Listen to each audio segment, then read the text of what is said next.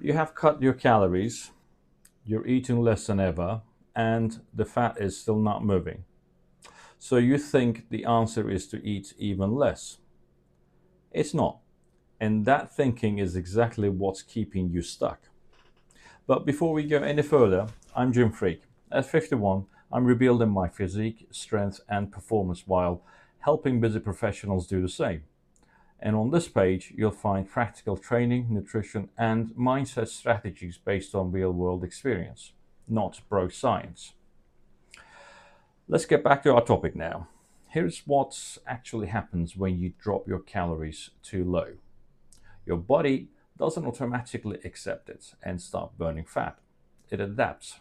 Metabolism slows down. Your energy output drops. Your body becomes more efficient at surviving on less food. That is not a win. That is your body going into a protection mode, and it will fight you every step of the way. Then cortisol enters the picture.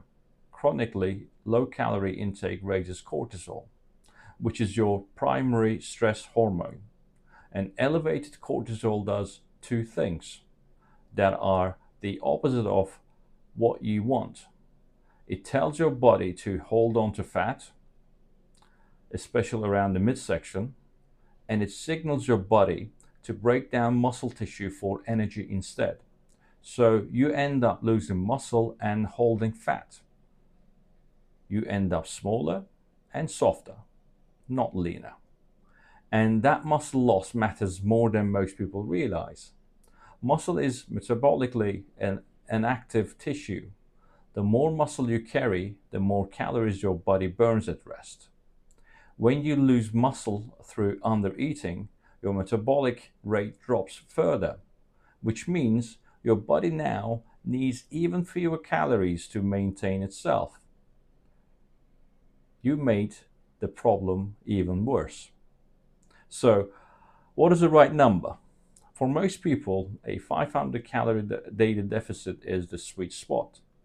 That is large enough to produce meaningful fat loss, roughly half a kilo per week, and conservative enough to protect your muscle mass and avoid triggering the kind of metabolic adaptation that I just described. But that number is not universal. Your body weight, your muscle mass, your gender, your activity level, and your training intensity all play a role in determining the right deficit for you. A larger, more muscular, highly active person can sustain a bigger deficit without the negative consequences. A smaller person or someone with less muscle mass needs to be more conservative.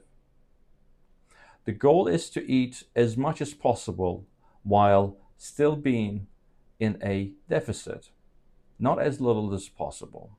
The more food you can eat while still losing fat, the better your energy levels, your training performance, your muscle retention, and your long-term results.